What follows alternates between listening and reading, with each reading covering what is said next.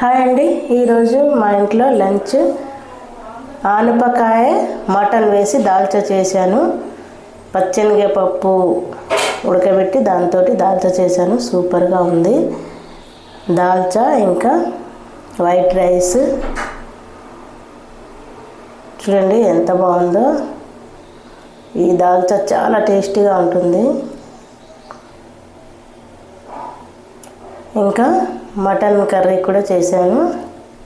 white rice, కద్దు కా దాల్చా,